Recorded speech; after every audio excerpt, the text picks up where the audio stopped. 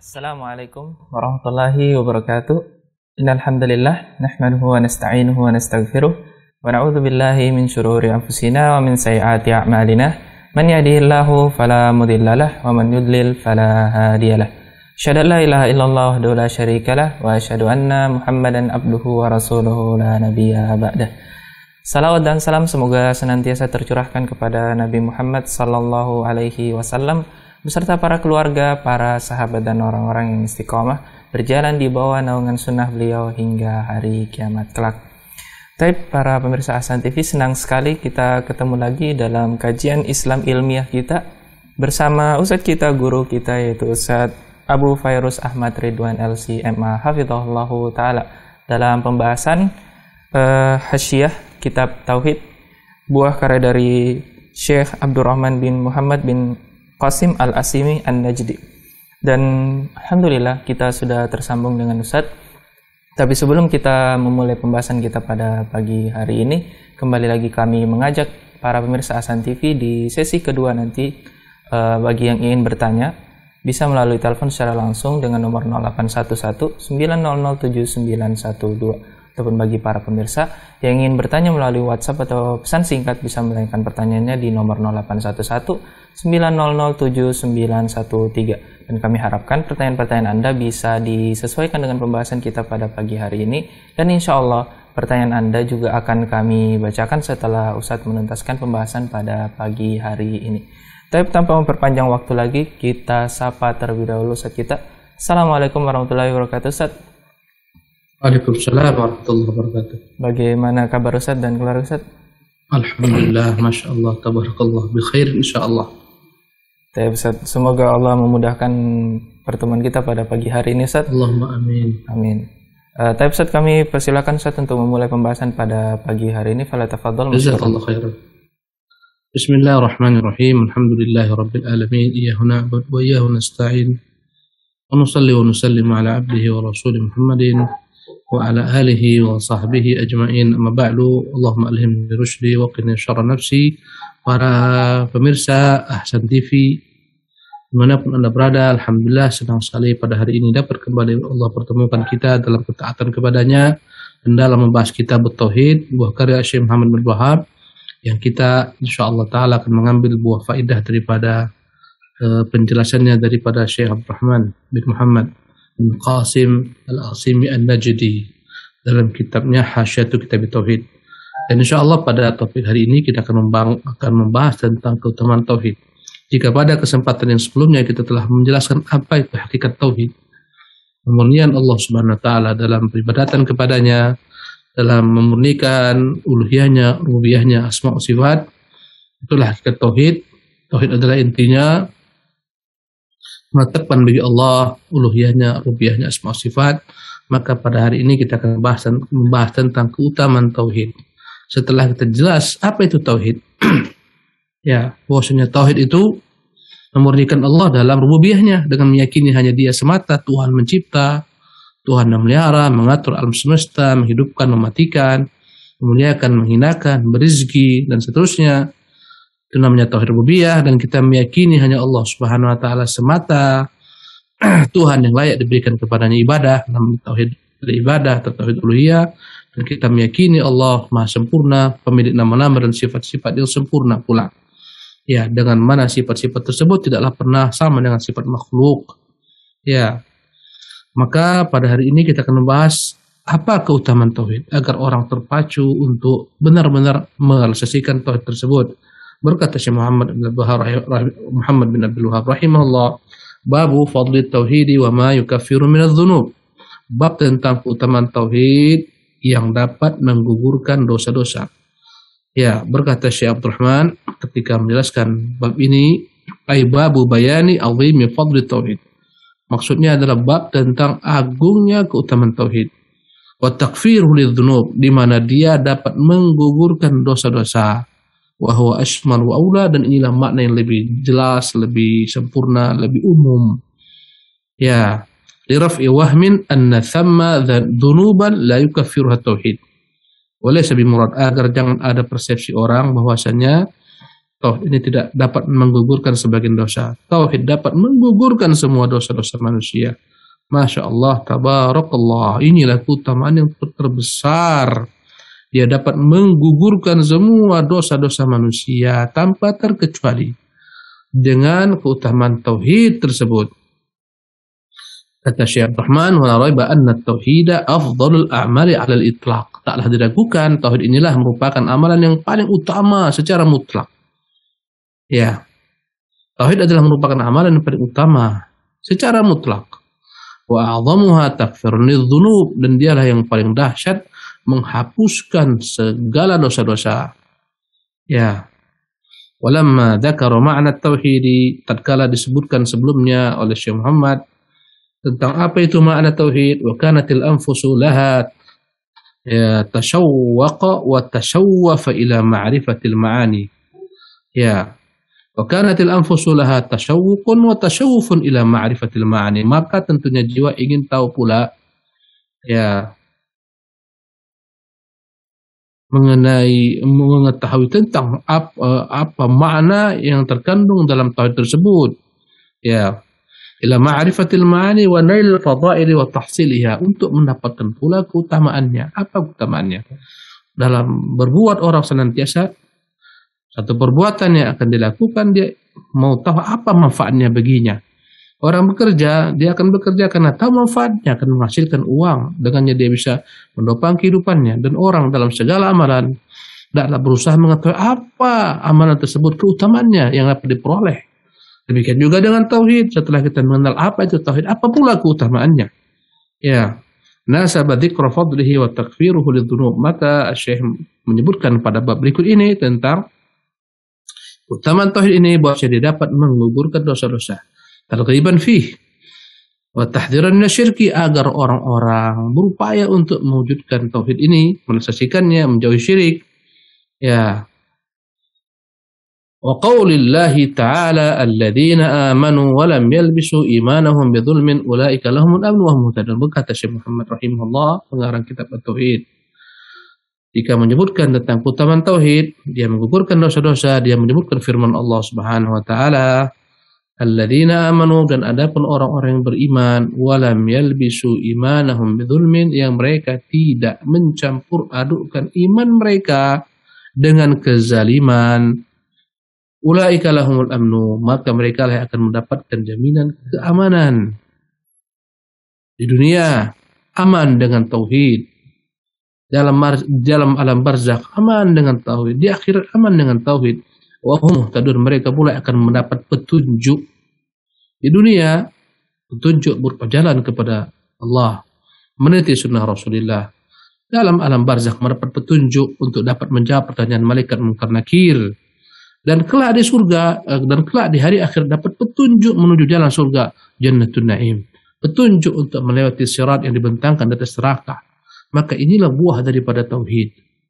Aman di dunia dan akhirat, dan dalam barzakh mendapat petunjuk di dunia, dalam alam barzakh, dan dalam alam akhirat. Subhanallah. Bagi orang-orang yang merealisasikannya. Ya.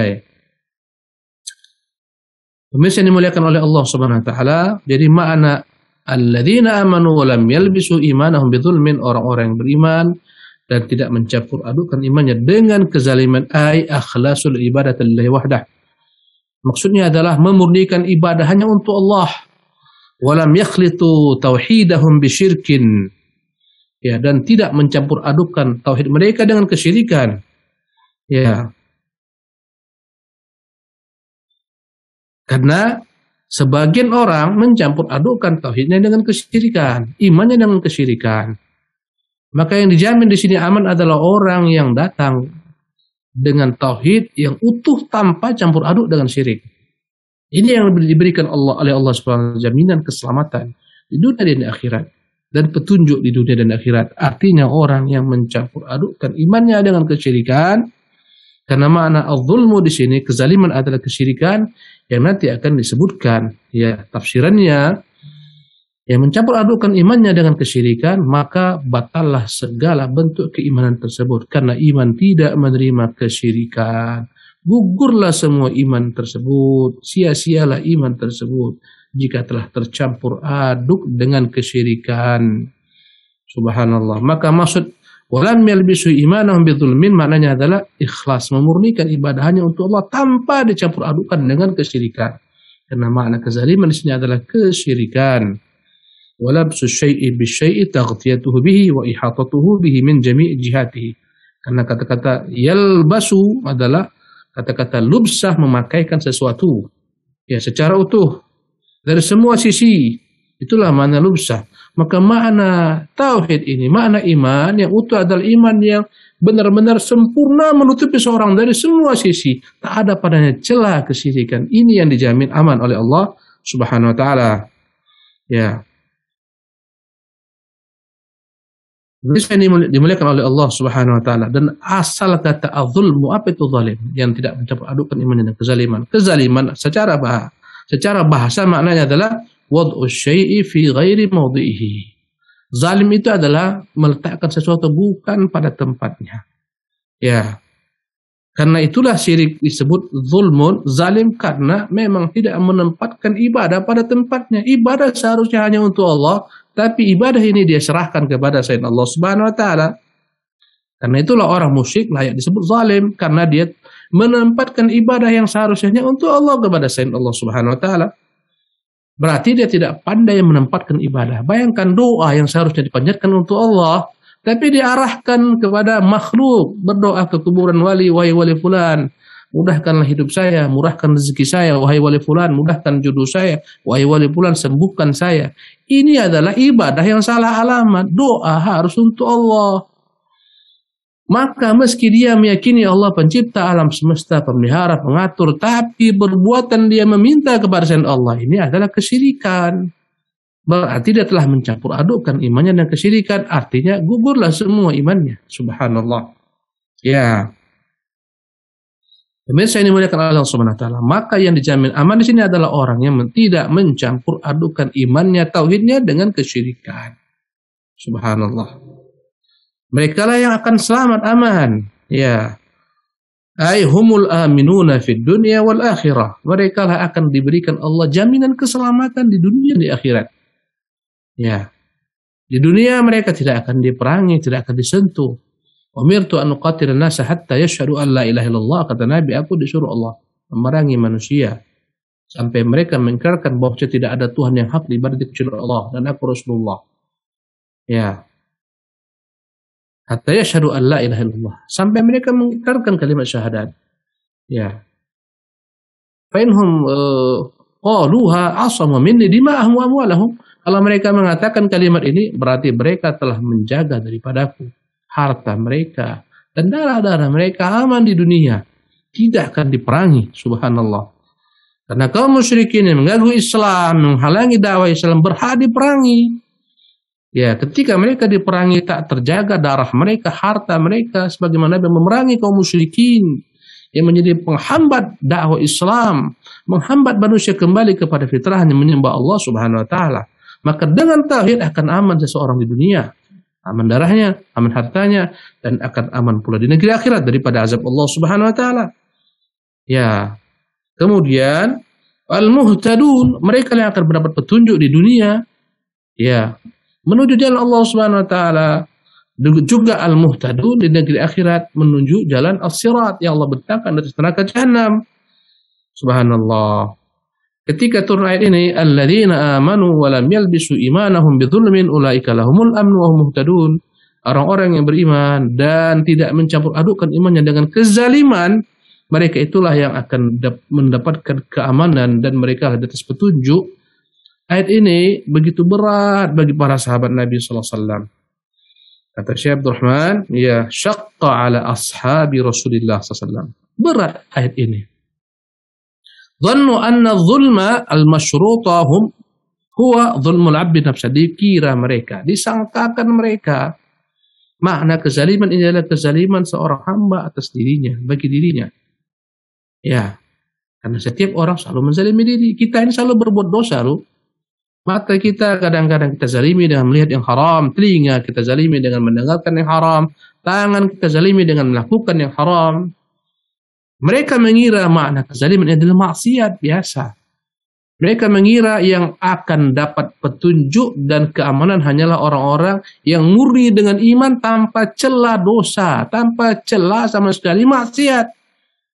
Dan itu berat bagi manusia karena kita manusia selalu bermaksiat, selalu berdosa. Kata Nabi kita, kullu bani adama khata'un, seluruh anak Adam itu pasti berdosa. Jangankan kita, ayah kita yang sempurna, nenek moyang kita Adam alaihissalam, yang akalnya kata Ibnu Qayyim bagikan lautan, bagikan samudra yang luas. Akal kita dibandingkan dengan akal Adam bagikan tetesan-tetesan yang ada di tengah samudra. Tetesan itulah akal anak cucunya. Sementara samudra itulah akal orang tua kita Adam. Namun Adam tergelincir, berdosa, bersalah. Fa'asa Adamu rabbahu. Adam bermaksiat kepada Tuhannya. Maka para sahabat ketika turun ayat ini berat bagi mereka. Ini mustahil. Kami akan selamat, kita akan binasa semuanya karena kita selalu berbuat dosa. Sementara Allah menjamin keamanan, keselamatan, petunjuk bagi orang yang beriman tanpa dosa, tanpa kezaliman. Maka hal ini mereka kadukan kepada Nabi yang mulia SAW. Ya. Faqalu ya Rasulullah wa ayyuna lam yadhlim nafsa. Ya Rasulullah, siapa yang tidak menzalimi dirinya di antara kami? Tentu berat ya Rasulullah. Seolah-olah ini mustahil. Kami tak akan mungkin selamat daripada dosa. Berarti habislah iman kami semuanya kalau kami berbuat dosa. Qal, maka Nabi menjawab, laisa kama taqulun. Bukan sebagaimana kalian katakan. Lam yalbasu imanahum bidzulmin bisyirkin, kata Nabi. Makna tidak mencampur adukkan iman mereka dengan kezaliman adalah tidak mencampur adukkan iman mereka dengan kesyirikan. Dan inilah menunjukkan betapa butuhnya kita kepada tafsir Quran daripada tafsiran Rasulullah SAW. Ini menunjukkan kepada kita para sahabat pun tidak memahami makna kezaliman di sini berupa kesyirikan sampai Nabi menjelaskan kepada mereka. Kata Nabi, makna zalim ini bukanlah kezaliman biasa, bukan maksiat biasa orang berbuat maksiat terdiri, tapi makna kezaliman adalah kesyirikan. Yang dijamin selamat, mendapat petunjuk, aman adalah orang-orang yang murni imannya tanpa dicampur adukkan dengan kesyirikan. Ini yang selamat. Adapun dosa-dosa maksiat, ya tidak masalah. Dengan iman bahkan dapat, tauhid dapat menggugurkan dosa-dosa tersebut. Subhanallah. Dengan kehendak Allah Subhanahu wa Ta'ala. Kata Nabi kepada mereka menjelaskan makna zalim bukanlah maknanya zalim biasa tapi syirik. Awalam tasma'u ila qawli Luqman. Tidakkah kalian mendengar apa perkataan Luqman kepada putranya? Inna syirka la zulmun azim. Syirik itu adalah merupakan kezaliman yang besar. Nabi menafsirkan makna kezaliman ya dengan ayat yang lain. Ini menunjukkan betapa pentingnya memahami Quran dengan yakni penafsiran dari Nabi SAW dan memahami Quran antara satu ayat dengan ayat lainnya. Mereka semuanya yang mana ayat-ayat ini saling berkaitan. Subhanallah. Ya.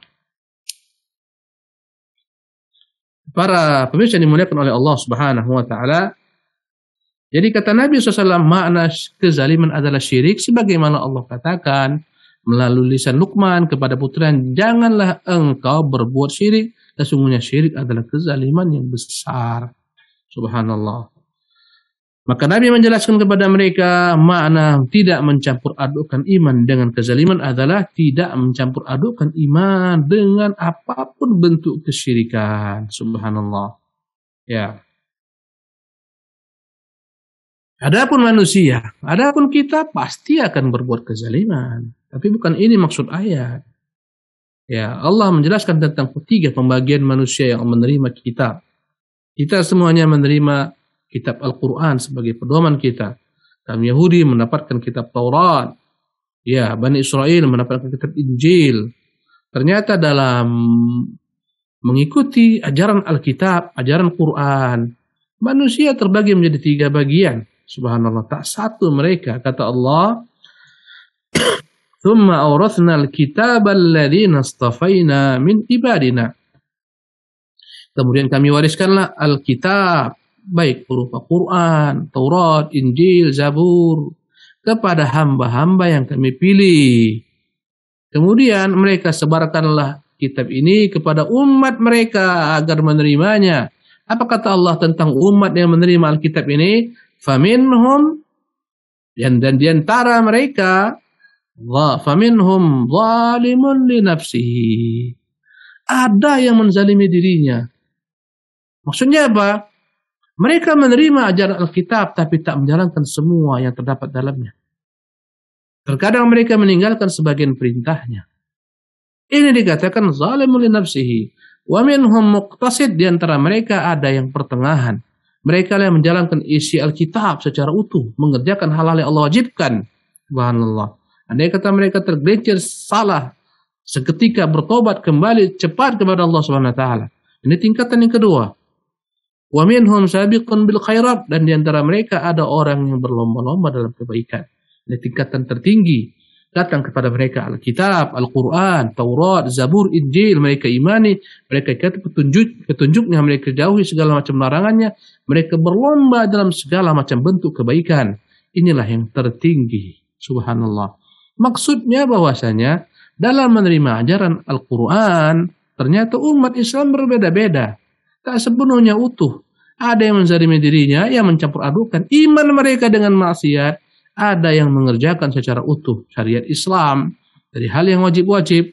Tapi mereka bukanlah orang-orang yang selalu mengerjakan yang sunnah. Dan ada orang-orang yang mengerjakan kewajiban, bahkan segala yang Allah cintai, yang disunnahkan mereka lakukan, berlomba-lomba dalam segala kebaikan. Masya Allah, tabarakallah. Pemirsa yang dimuliakan oleh Allah Subhanahu wa taala, berkata Syekh Abdul Rahman, "Faman salima min ajnasi dzulmi tsalatsa", yang selamat daripada 3 kezaliman di atas. Ya, asyirik, selamat daripada kesyirikan, wa dzulmil ibad, selamat dari menzalimi hamba-hamba fi nafsin aw mal, selamat dari menzalimi hamba dengan mengambil hartanya atau menumpahkan darahnya, membunuhnya. Ya, aw aradin, selamat dari tidak menggunjingnya, mengotori kehormatan namanya. Ya, wa dzulmi nafsihi bima duna syirk, selamat daripada menzalimi dirinya dari dosa-dosa besar selain daripada syirik. Kana lahu minal amnit tami wal ihtida'it tam, mereka inilah yang akan mendapatkan keamanan secara mutlak, keamanan yang sempurna, petunjuk yang sempurna, hidayah yang sempurna. Subhanallah. Artinya orang-orang beriman itu akan mendapatkan jaminan keamanan sesuai dengan level imannya yang bertingkat-tingkat. Tak semua orang-orang beriman mendapatkan jaminan keselamatan yang sempurna utuh. Siapakah mereka orang-orang yang mendapatkan jaminan keselamatan secara utuh di dunia dan akhirat? Jaminan petunjuk yang utuh di dunia dan akhirat? Jawabannya, merekalah yang selamat daripada, pertama, ya, mereka selamat daripada segala macam bentuk kezaliman terhadap hak Allah berupa kesyirikan. Selamat daripada kesyirikan. Satu. Yang kedua, mereka selamat daripada kezaliman terhadap hak-hak hamba. Mereka tidak mencuri, tidak merampok, tidak membunuh, tidak mengambil harta manusia, tidak menumpahkan darahnya. Berikutnya, mereka selamat daripada segala sesuatu yang menjatuhkan kehormatan manusia dengan menuduhnya, memfitnahnya. Berikutnya, keempat, selamat daripada kemaksiatan yang dapat menzalimi dirinya sendiri. Subhanallah. Ya, kadang-kadang orang bermaksiat. Apa itu maksiat? Apa-apa yang Allah larang? Dia langgar, dilarang berjudi, dia berjudi. Subhanallah. Orang yang selamat daripada 4 kezaliman ini, kezaliman terhadap hak Allah, kezaliman terhadap hak makhluk berupa hartanya, berupa kehormatan dirinya, ya, berupa darahnya. Keempat, selamat daripada menzalimi dirinya, inilah yang dapat keamanan yang utuh total. Subhanallah, di dunia dan akhirat. Artinya, apabila dia tidak selamat dari kezaliman terhadap hamba, masih menzalimi hamba, mengambil hartanya, menggunjingnya, mungkin menumpahkan darahnya, tak selamat daripada kezaliman dirinya, perintah Allah dia abaikan, larangan Allah dia kerjakan. Subhanallah. Meski dia tidak melakukan kesyirikan, dia akan dapat jaminan keselamatan, tapi tak utuh. Subhanallah. Di dunia pun tak utuh, mungkin terkena had, berzina didera 100 kali jika dia telah Jika dia belum menikah atau mungkin dirajam, tak selamat di dunia. Subhanallah. Ya, mencuri tak selamat, tangannya dipotong. Ya. Maka orang-orang yang berbuat kezaliman bagi dirinya, kezaliman terhadap orang lain, walaupun imannya sempurna, tidak campur adukan dengan kesyirikan, tak sempurna pula jaminan keselamatan baginya di dunia maupun di akhirat. Boleh saja di akhirat orang-orang berbuat zalim ini memang akan selamat masuk surga kelak, namun terlebih dahulu dibakar oleh Allah Subhanahu wa taala dengan dosa-dosanya, dengan kemaksiatannya. Setelah habis semua dosa-dosanya dibakar, bersihlah dia, barulah setelah bersih dimasukkan ke dalam surga, negeri yang bersih daripada kejelekan. Kejelekannya semua sudah dibakar dalam neraka sana. Masya Allah, tabarakallah. Kata Syekh Abdurrahman, wa man lam yaslam min dhulmihi li nafsihi kana lahu min al-amni wal ihtida'i mutlaqan. Kalau andai kata dia masih belum selamat dari menzalimi dirinya, menzalimi hak orang lain, tentulah dia tidak mendapatkan keselamatan yang total di dunia ini secara utuh. Subhanallah. Demikian juga di akhirat. Mungkin saja diazab terlebih dahulu. Ya, bima'na annahu la budda an yadkhulal jannah kama wa'ida bidzalik. Maka maknanya keimanan seseorang, tauhid seseorang, memastikan dia itu akan masuk surga, pasti akan masuk surga. Subhanallah. Karena janji Allah Subhanahu wa taala. Tetapi akan berkurang. Walam wa yahsul lahu min naqsil amni wal ihtida' bihasabi ma naqasa min imani bi dhulmi nafsihi. Ya. Akan berkurang pula lah keimanannya ini, jaminan keamanan baginya sesuai dengan berkurangnya imannya dengan kemaksiatan yang dia lakukan. Ya, dengan menzalimi dirinya. Ya. Kama law zalamaha bi bukhlihi bi ba'dhi al-wajibat. Ya, hubban lil mal. Kadang-kadang dia menzalimi diri sendiri. Kenapa? Karena menahan harta, karena cintanya kepada harta tidak dia keluarkan zakat hartanya. Karena cintanya kepada harta enggan berinfak, enggan berzakat. Aw ahabba ma yubghiduhullah. Atau terkadang dia menyukai apa yang Allah benci. Allah membenci kemaksiatan, Allah membenci zina, dia menyukai zina contohnya. Senang berzina. Allah membenci judi, dia senang berjudi. Tentu akan berkurang imannya. Subhanallah. Ya. Ya. Hatta yuqaddima hawahu ala mahabbatillahi wa nahwi dzalik. Sehingga akhirnya dia lebih mengedepankan mengikuti hawa nafsunya daripada apa yang Allah inginkan. Ya, tentulah akan berkurang nanti keselamatan baginya. Ya. Walaysa muradun Nabi sallallahu alaihi wasallam biqauli bisyirkin asyirkul akbar. Ya. Bukanlah makna dari perkataan Nabi sini yang tidak mencampur adukkan imannya dengan kesyirikan adalah syirik akbar. Ya, sehingga fayu'khadhu minhu anna man lam yusyrik asyirkal akbar yakuna lahu al-amnu tam oleh tidak utam, sehingga jangan bisa dipahami bahwasanya orang yang murni tauhidnya, subhanallah. Ya. Tapi berbuat segala sesuatu yang mengurangi tauhidnya daripada kemaksiatan, jangan dianggap dia akan dapat keamanan secara utuh pula, tidak ada jaminan. Subhanallah. Ya, bal muradu sallallahu nafya naw'i syirik. Yang dijamin selamat mendapat petunjuk hidayah adalah yang dapat benar-benar menjauhi segala macam bentuk kesyirikan. Syirik besar, syirik kecil. Subhanallah. Ya. Adapun orang-orang yang melakukan dosa besar, ya, walaupun itu dosa-dosa besar di bawah syirik kecil, mereka juga akan mendapatkan ancaman dari Allah Subhanahu wa taala. Ya. Dengan itulah mereka tak mendapatkan hidayah yang utuh, yang sempurna. Subhanallah. Ya. Maka tentunya orang-orang yang terjebak dalam syirik kecil pun terancam tidak mendapatkan keselamatan di dunia dan di akhirat. Subhanallah. Ya. Maka jelaslah orang yang mati di atas tauhid, yang tidak mencampur adukan tauhidnya dengan kesyirikan dan tidak mencampur adukan keimanannya dengan kemaksiatan, mereka lah yang sempurna mendapat keamanan di dunia maupun di akhirat. Subhanallah. Inilah menunjukkan keutamaan tauhid. Tapi jika dia mendatangi Allah Subhanahu wa taala dengan tauhid yang sempurna, tapi kurang imannya dengan kemaksiatan, ya maka tak sempurna pula jaminan baginya keamanan di dunia maupun di akhirat. Dan mungkin kalaupun nanti di akhirat dia dibakar dalam neraka, nanti kelak akan dikeluarkan juga dari neraka dengan sebab imannya kepada Allah Subhanahu wa taala.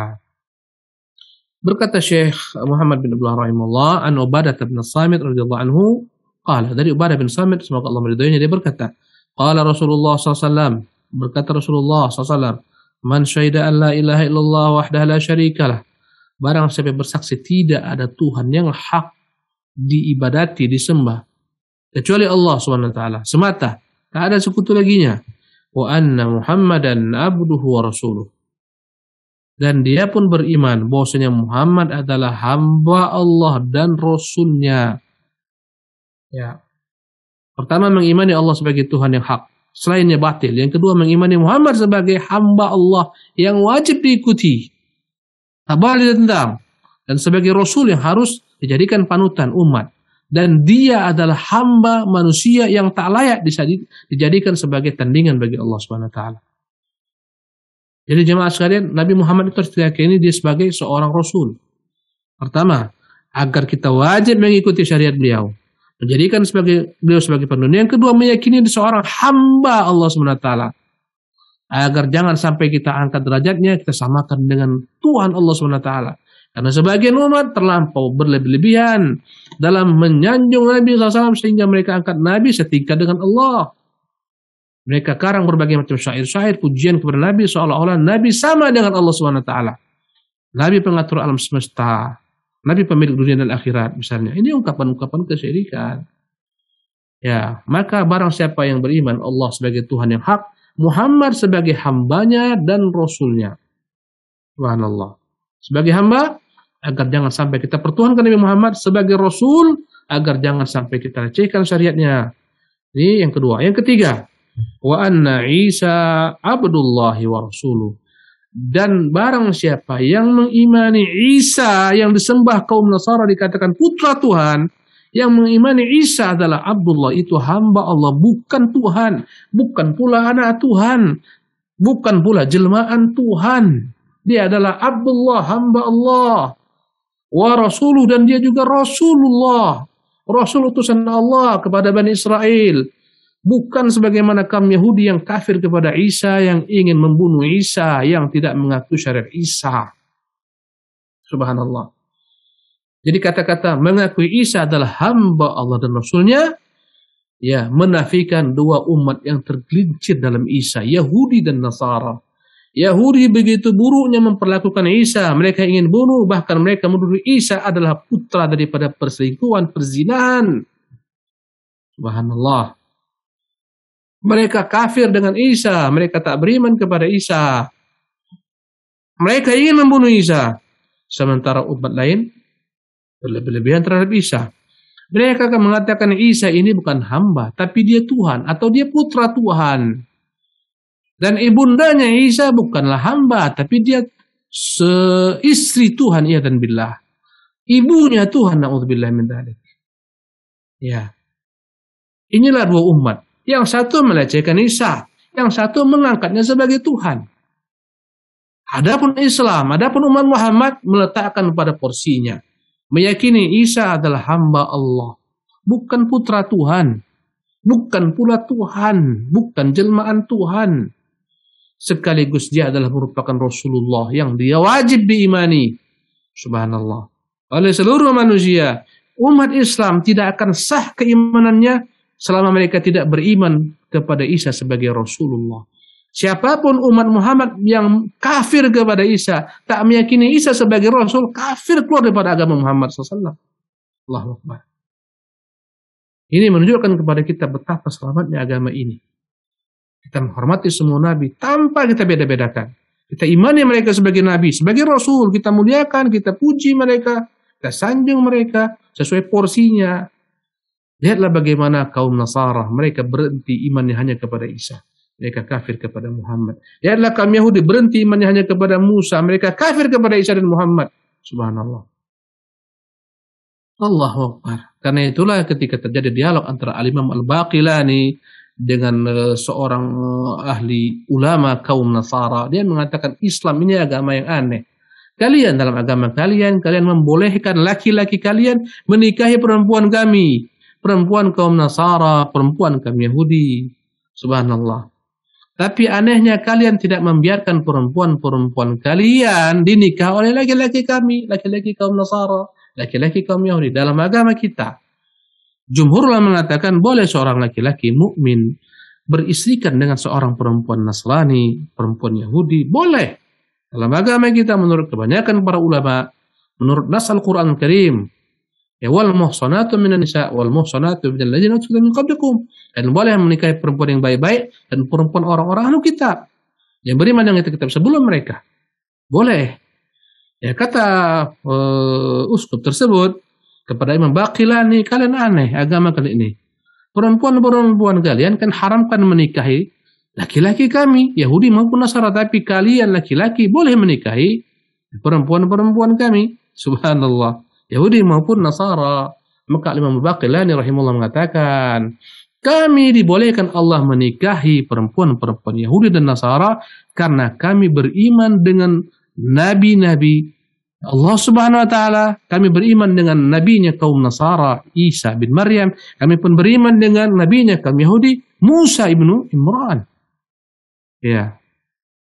Maka karena itulah kami berhak menikahi perempuan-perempuan mereka. Kalau laki-laki kalian mau perempuan-perempuan kami kaum muslimah beriman dengan Muhammad, kami akan berikan. Subhanallah. Mirsa yang dimuliakan oleh Allah Subhanahu wa taala.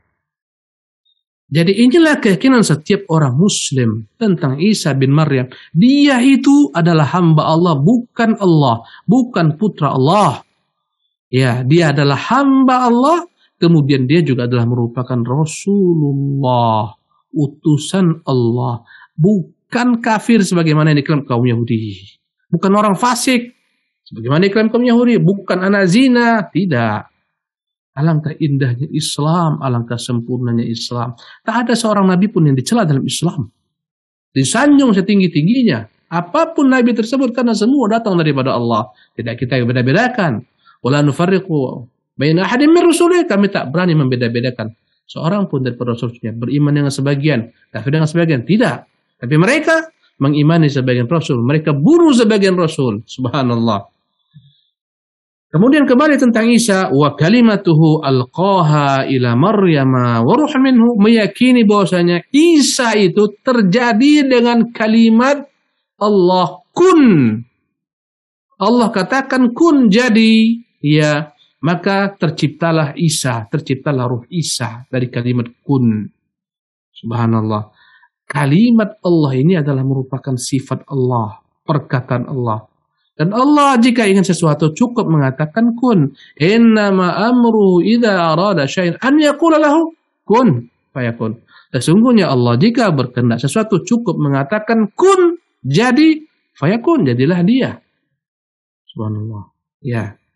Maka Isa itu bukanlah maknanya dia bagian daripada sifat Allah. Tidak.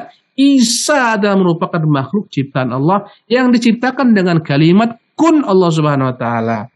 Karena kebanyakan manusia, bahkan semua manusia selain Adam dan Hawa, diciptakan dengan sperma. Dari sperma yang dipancarkan seorang laki-laki, ya, ke dalam rahim seorang wanita. Pembuahan inilah yang menghasilkan anak keturunan. Tapi Isa tidak. Isa itu tanpa sperma. Isa dengan kalimat kun. Subhanallah. Sebagaimana Allah menciptakan Adam dengan kedua tangannya, menciptakan Hawa dengan kalimat kun. Subhanallah. Begitu juga lah Allah menciptakan Isa. Adam tak berayah, tak beribu. Hawa pun tak ada ayah, tak ada ibu. Hawa Allah ciptakan dari tulang rusuk Adam diambil.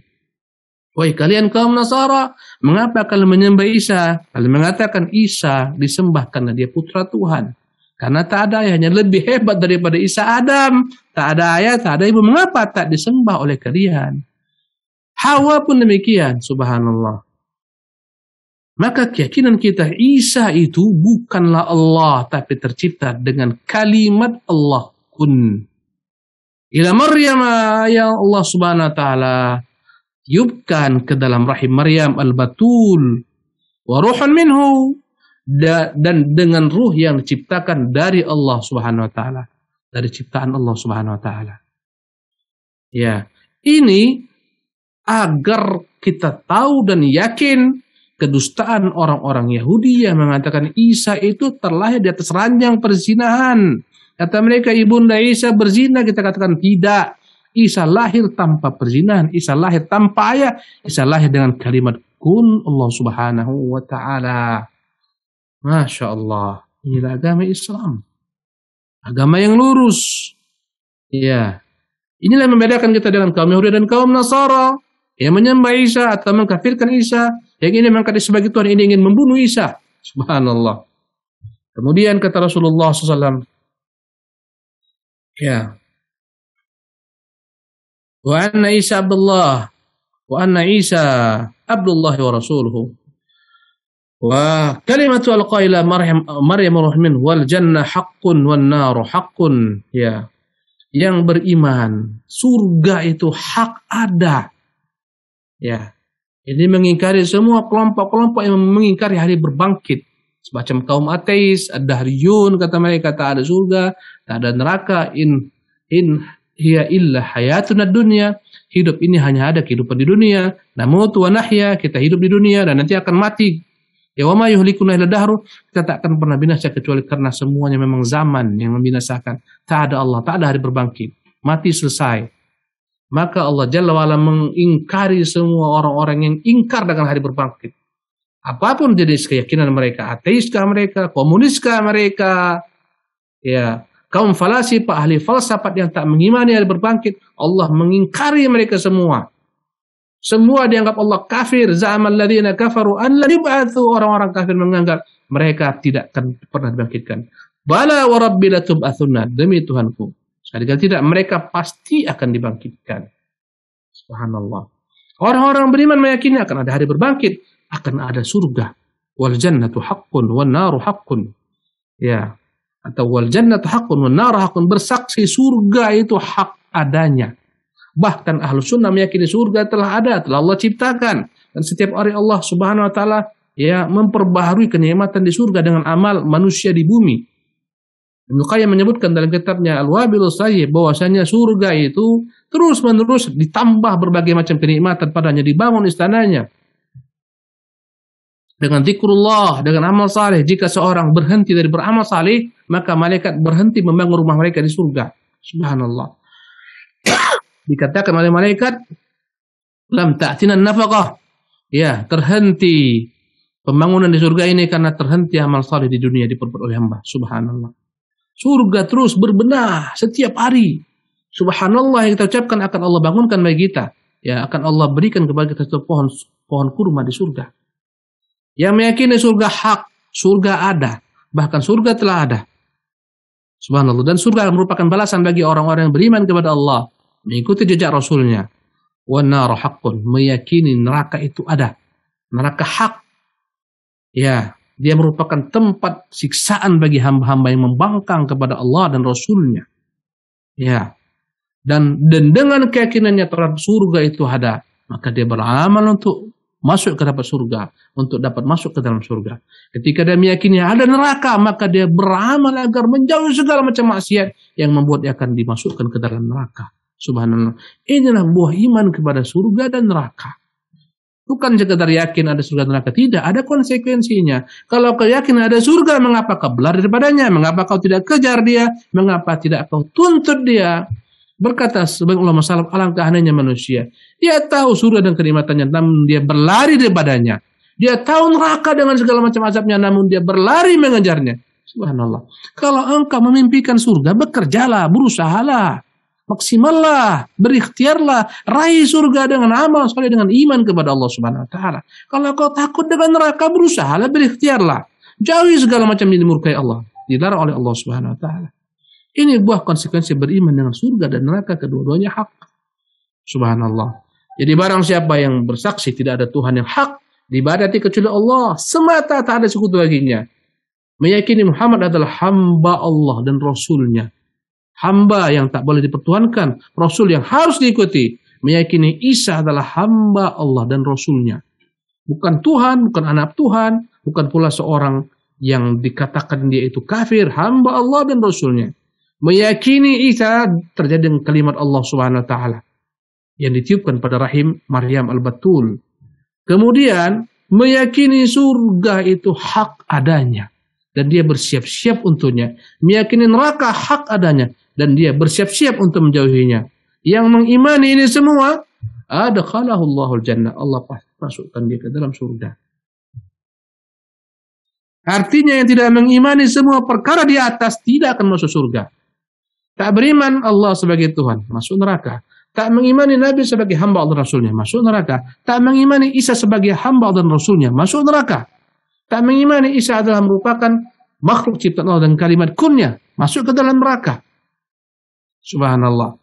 Tak mengimani adanya surga, tak beramal untuk surga, tak mengimani neraka, tak beramal agar menjadi neraka. Ini semua sebab orang akan dibenamkan dalam neraka, iyadzan billah. Masya Allah.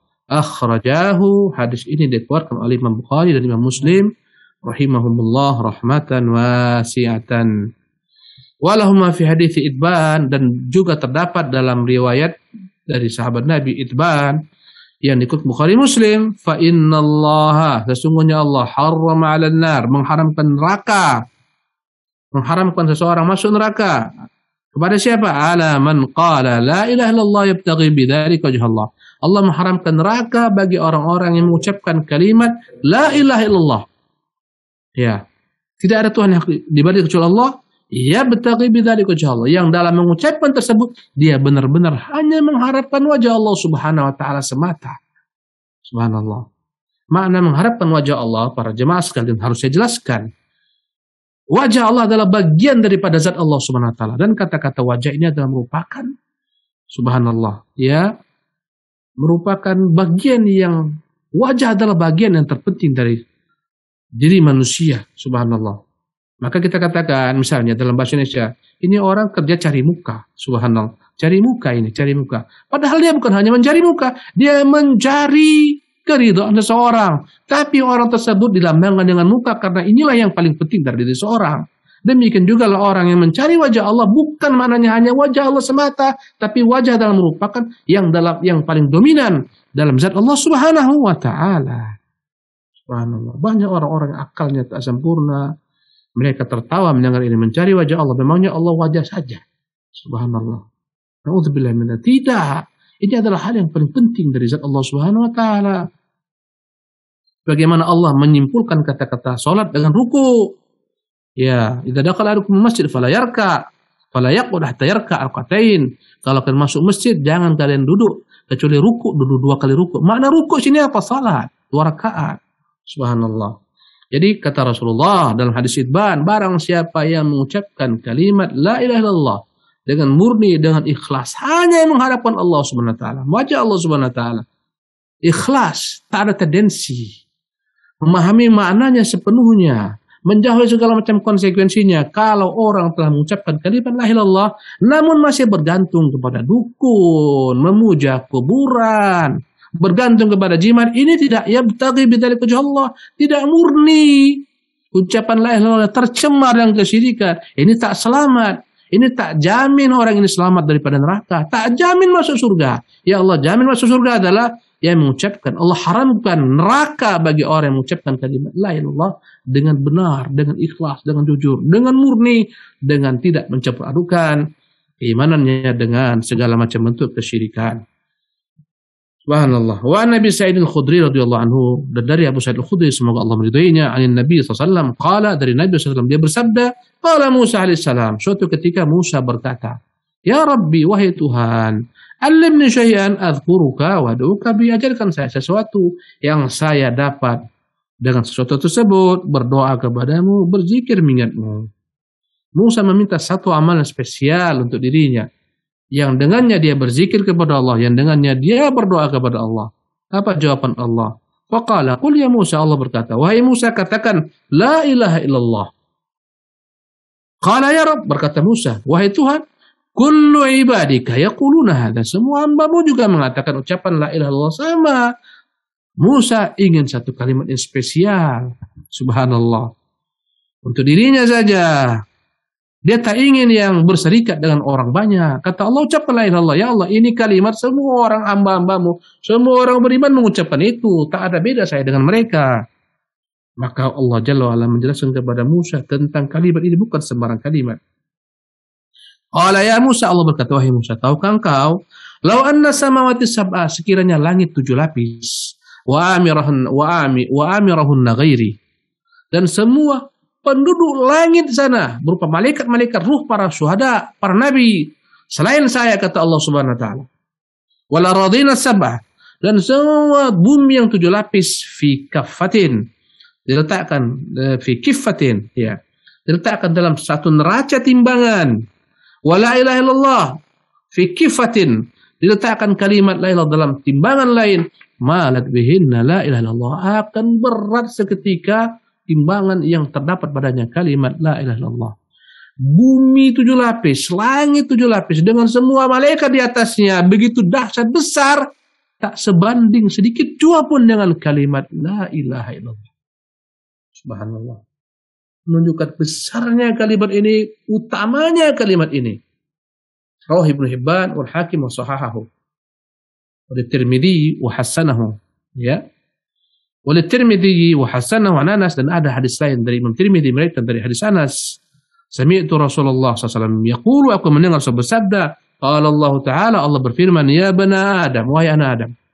Hadis qudsi, innaka law ataitani bi qurabil ardi khataya, kalau engkau datang menghadapku membawa satu bumi dosa-dosa, bukan satu mangkuk, bukan satu kontainer, satu bumi dosa-dosa. Bukan satu samudra, satu bumi. Tsumma laqitani, tapi engkau berjumpa denganku di hari kiamat, la tusyrik bi syai'an, engkau tidak menyekutukan aku dengan apapun juga, la ataituka bi qurabiha maghfiratan, aku akan datangkan satu bumi pula ampunan untukmu atas dosa-dosamu. Subhanallah. Ini menunjukkan keutamaan tauhid bisa menggugurkan dosa walaupun satu bumi. Subhanallah. Allah Subhanahu wa taala jika dia merahmati hambanya, Allah dapat menghapuskan semua dosa-dosa hamba selama dia tidak membawa kesyirikan nanti di hari kiamat ketika berjumpa dengan Allah Subhanahu wa taala. Allahu Akbar. Ya. Dalam hadis kursi lainnya, qala Allah taala, Allah berfirman, ya bani Adam, wahai anak Adam, ma da'autani wa rajautani, selama engkau berdoa kepada aku mengharapkan diriku, ghafartu laka ala ma kana minka wala ubali, akan aku ampunkan ya apapun yang engkau lakukan daripada dosa-dosamu, aku tak peduli. Subhanallah. Ya bani Adam, wahai anak Adam, law balagat dzunubuka inanas sama, kalaulah dosamu sampai ke ujung langit sana sekalian. Subhanallah. Tsumma astaghfartani, kemudian engkau memintakan untukku ampunan, memintakan ampunan dariku, ghafartu laka wal ubali, walaupun sampai ke langit dosamu engkau mintakan padaku ampunan, ku ampunkan, aku tak peduli dengan dosamu yang setinggi langit sana. Ya bani Adam, subhanallah, lau ataitani bi qurabil ardi, wahai anak Adam, kalau engkau datang kepadaku membawa satu bumi dosa-dosa, tapi engkau tidak menyekutukan aku, akan kudatangkan pula satu bumi berupa keampunan untukmu. Inilah lanjutan hadis tadi. Subhanallah, Masya Allah. Ya. Pemirsa yang dimuliakan oleh Allah Subhanahu wa taala. Ini menunjukkan kepada kita alangkah dahsyatnya tauhid dapat menggugurkan dosa-dosa. Apapun dosa sebesar apapun jika Allah Subhanahu wa taala berkehendak. Subhanallah. Kepada hamba-hamba yang dia kehendaki, jika memang menurut Allah Subhanahu wa taala hamba ini layak untuk dicuci dengan dosa-dosanya, Allah akan mencuci dosa-dosanya dengan neraka, setelah habis akan dimasukkan dengan keutamaan tauhidnya ke dalam surga Allah kekal selama-lamanya. Subhanallah. Maka tauhid yang sempurnalah yang tidak akan membuat pelakunya sedikit pun dicelupkan ke dalam neraka jahanam. Allah haramkan bagi neraka jahanam orang yang memiliki tauhid yang sempurna, yang tidak dicampur adukkan dengan segala macam bentuk kemaksiatan. Masya Allah, tabarakallah. Pemirsa yang dimuliakan oleh Allah Subhanahu wa taala, demikianlah pembahasan kita tentang keutamaan tauhid. Maka hendaklah ini memacu kita untuk menyempurnakan tauhid, menyempurnakan hak tauhid, dan jangan mengurangi tauhid kita dengan kemaksiatan kepada Allah Subhanahu wa taala, agar Allah berikan kita kesempurnaan, jaminan keselamatan, petunjuk dan hidayah di dunia maupun di akhirat. Wallahu taala alam, wa sallallahu wasallam wa baraka ala abdihi wa rasulih Muhammadin, wa akhiru da'wana anil hamdulillahi rabbil alamin. Jazakumullah khairan kepada Ustadz atas ilmunya. Mudah-mudahan Allah selalu memberikan kesehatan dan kebaikan lainnya kepada Ustadz, dan mudah-mudahan apa yang sudah kita dengarkan bersama-sama bisa memberikan catatan-catatan pahala di sisi Allah Subhanahu wa taala. Para pemirsa Hasan TV, itulah tadi pembahasan kita, pembahasan Hasyiah Kitab Tauhid dengan tema keutamaan tauhid. Dan alhamdulillah para pemirsa Hasan TV, tibalah saatnya kita masuk ke sesi selanjutnya, yaitu sesi tanya jawab. Dan kembali lagi kami mengajak kepada para pemirsa Hasan TV, bagi yang ingin bertanya bisa melayangkan pertanyaannya di nomor 0811-900-7912. Bagi yang ingin menelpon secara langsung atau berinteraktif secara langsung, ataupun bagi para pemirsa yang ingin bertanya melalui WhatsApp atau pesan singkat, bisa melayangkan pertanyaannya di nomor 0811-900-7913. Ustadz, sudah ada penelpon yang masuk, kita angkat terlebih dahulu. Halo. Iya, halo. Iya, dengan siapa, dari mana, Pak? Oh, ini dari di Sumatera Barat. Iya, silakan Bapak dari Sumatera Barat. Di pertanyaannya, Pak, dipersilakan. Baik, begini, apakah kita telah pernah melakukan dosa-dosa yang besar sebelumnya, ataupun misalnya dosa-dosa yang mengarah kepada syirik, apakah nanti setelah kita bertobat masih bisa bertemu atau melihat wajah Allah di akhirat nanti? Dan saya pernah juga mendengar bahwa ada dosa-dosa yang telah dilakukan di dunia tidak lagi didapatkan hal itu di akhirat nanti, karena mereka telah mendapatkannya di dunia. Dan apabila kita telah bertobat, apakah kita masih bisa mendapatkannya nanti kelak di akhiratnya? Ya, itu aja pertanyaannya. Jazakumullahu khairan katsir. Assalamualaikum warahmatullahi wabarakatuh. Ya.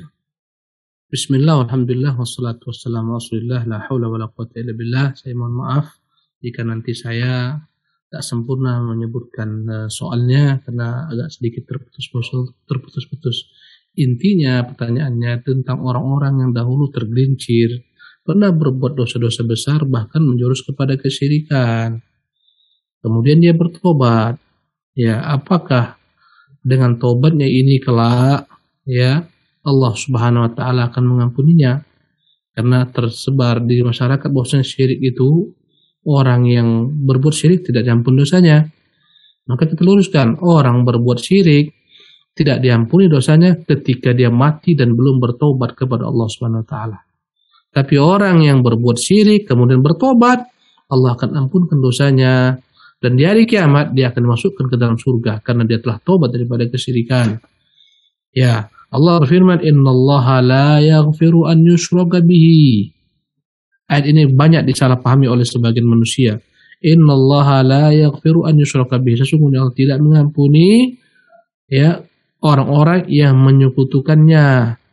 Wa yaghfiru ma duna dzalika liman yasha, dan akan mengampuni selain itu kepada siapa dikehendakinya. Sebagian orang menganggap Allah enggak mengampuni dosa syirik secara mutlak di dunia maupun di akhirat. Jawabannya tidak. Di dunia jika dia bertobat, Allah akan ampunkan segala dosanya. Bahkan kekufuran, bahkan jika dia ateis, semua Allah akan ampunkan dengan dia memeluk Islam. Ya, buktinya para sahabat mereka kafir, mereka beriman kepada Allah. Mereka yang menumpahkan darah, mereka membunuh, mereka berzina. Setelah mereka masuk Islam, beriman, Allah gugurkan dosa-dosa mereka, Allah masukkan mereka dalam surga. Jadi intinya taubat itu akan menghapuskan semua dosa manusia sebesar apapun juga dia. Ya, ketika dia bertobat di dunia ini. Yang kita masalahkan adalah orang-orang yang mati dan dia tidak bertobat daripada dosa syirik. Ini yang terancam tidak akan masuk neraka, akan masuk surga. Subhanallah. Ini yang tidak akan diampuni Allah SWT karena syirik. Orang tak bertobat daripadanya, mati, tak Allah ampunkan. Adapun dosa selain syirik, tadi itu telah kita bahas. Walaupun satu bumi dosa-dosa tersebut, bahkan sampai ke langit dosa-dosanya, Allah SWT kuasa mengampuninya dengan tauhidnya. Subhanallah, nanti dari kiamat. Kata Allah, selama engkau datang kepada aku membawa satu bumi kesalahan, tapi engkau tidak menyekutukanku, akan aku ampunkan. Allahu Akbar. Ini keutamaan tauhid. Subhanallah. Ya. Jadi tidak perlu khawatir orang-orang yang dahulu karena tidak punya ilmu datang ke dukun, memelihara jin, ya, percaya dengan jimat, macam-macam dikumpulkannya, kolektor keris-keris pusaka lah namanya, cincin-cincin yang ke dalamnya katanya berbagai macam bentuk keistimewaan. Ini semuanya kalau kau bertobat kepada Allah, Allah akan hapuskan semua dosa-dosa syirikmu. Subhanallah. Allah akan terima tobatmu. Kata Allah, innallaha yaghfiru dzunuba jami'a. Sesungguhnya Allah mengampuni semua dosa-dosa. Ya, jangan takut, Allah akan ampuni dosa-dosamu. Pertanyaan berikutnya yang saya pahami, yang saya tangkap. Kalau orang berbuat dosa-dosa, berbuat kesalahan, kemudian Allah ampun dosanya di dunia dengan tobat, apakah nanti dia mendapatkan keutamaan? Ya. Apakah nanti dia akan mendapatkan keutamaan? Ya, artinya apakah dosa yang dilakukan ini, ya, kemudian dia bertobat daripadanya, selain menghapuskan dosa akan membuat kebaikan? Jawabannya ya. Orang bertobat kepada Allah Subhanahu wa taala, maka secara otomatis dia telah menghapuskan dosanya. Yang kedua, dia telah kembali kepada Allah, bertobat kembali kepada Allah dan merupakan amal saleh. Subhanallah, taubat itu amal saleh. Dengan taubat Allah akan angkat derajatnya, masukkan ke dalam surga, hapuskan dosa-dosanya. Subhanallah. Jadi jangan dianggap taubat hanya menghapuskan dosa, selesai. Tidak. Taubat menghapuskan dosa dan menambah pahala, menambah ganjaran. Karena taubat adalah merupakan bentuk daripada amal saleh. Subhanallah. Ya, jadi dengan amal saleh taubat ini Allah akan angkat derajatnya, masukkan ke dalam surga. Subhanallah. Ya.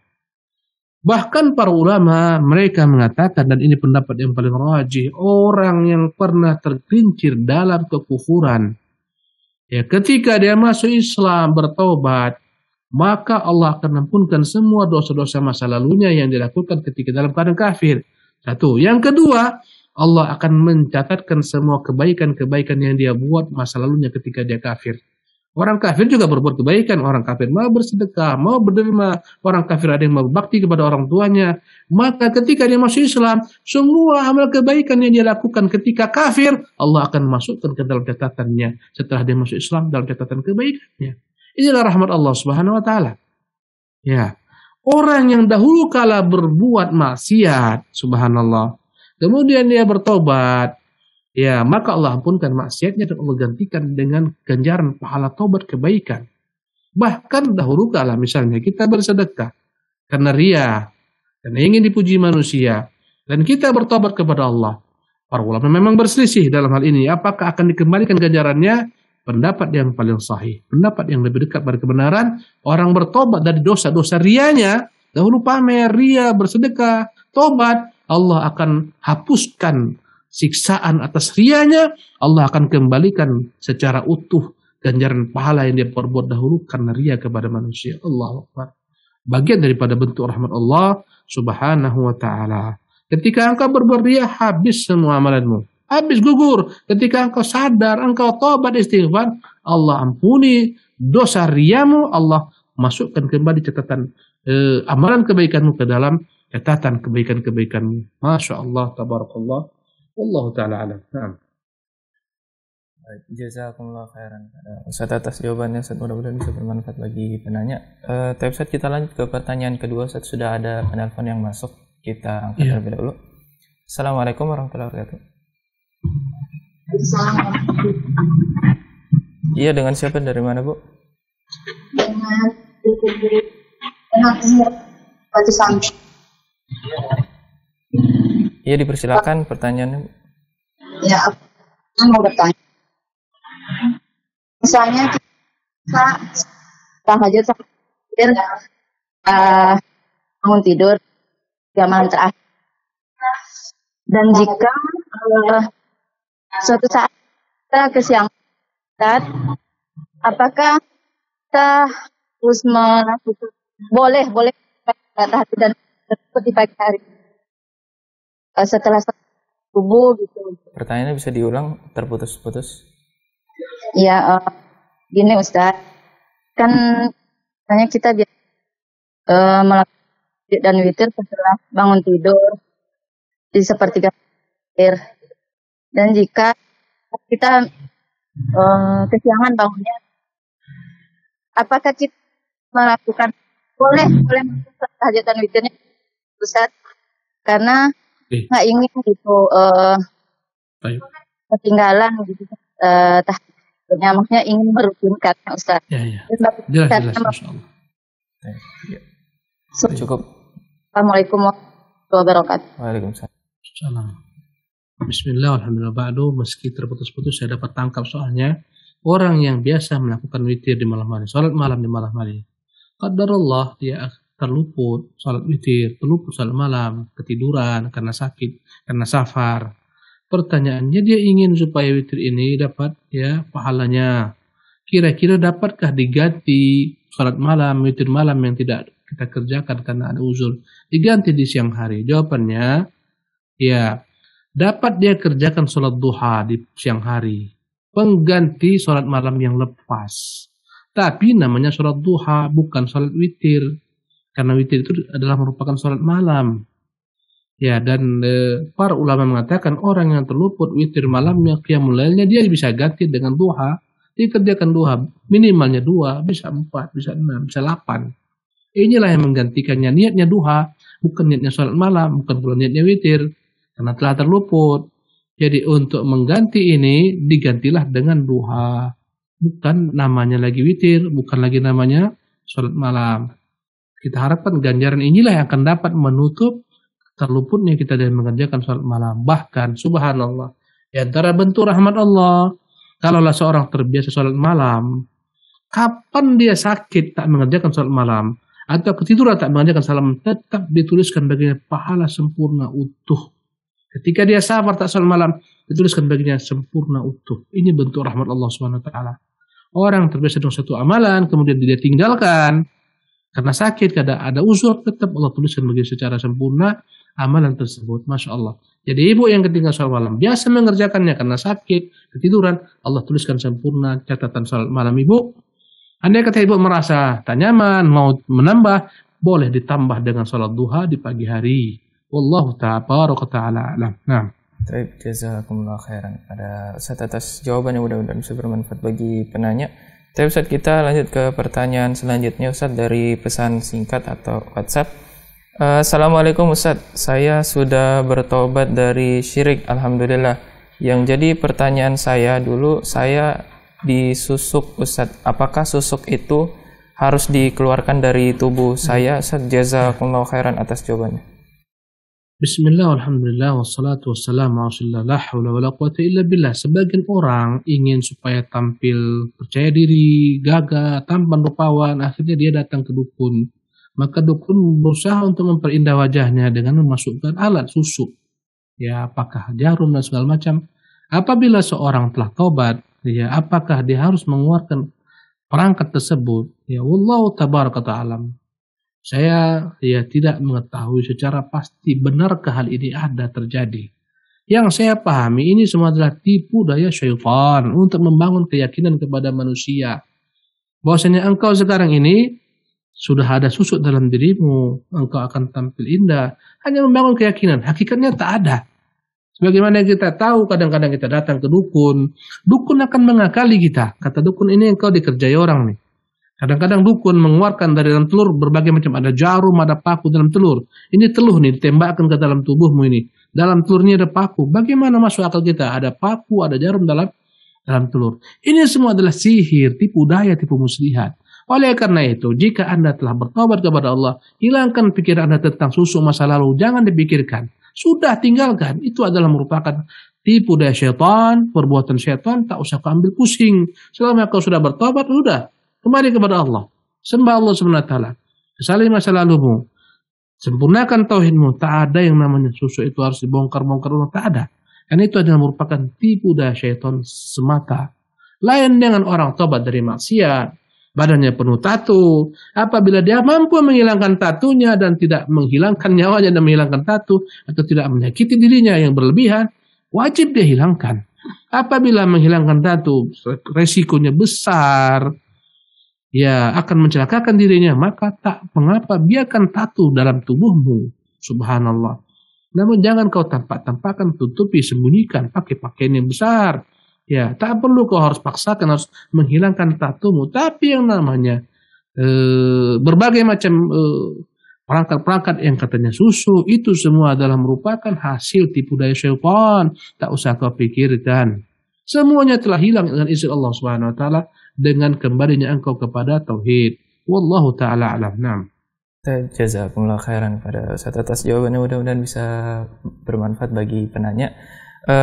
Tapi Ustaz, pertanyaan terakhir Ustaz di pertemuan pagi ini Ustaz. Izin nanya Ustaz, apakah boleh atau tidak membaca qasidah burda? Jazakumullah khairan Ustaz. Bismillah, alhamdulillah, ba'du. Sebuah qasidah, sanjungan kepada Nabi, tergantung apa yang disebutkan padanya. Andai kata dalamnya puji-pujian kepada Nabi yang tidak melampaui batas, maka boleh-boleh saja. Kita memuji Nabi kita, menyanjung Nabi kita.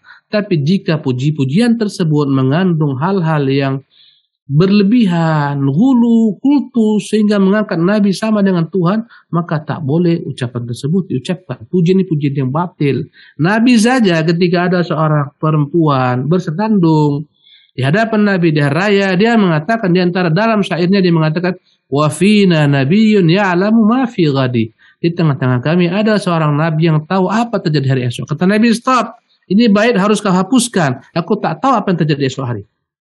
Demikian juga lah dengan berbagai macam puji-pujian kepada Nabi. Dan dalam syair-syair Buddha terdapat ungkapan-ungkapan yang terlampau berlebihan, yang mengkultuskan Nabi SAW. Di antara isinya dia menyamakan Nabi pemilik dunia akhirat. Ya. Nabi tempat berlindung. Ya. Dari segala macam bentuk musibah dunia dan akhirat.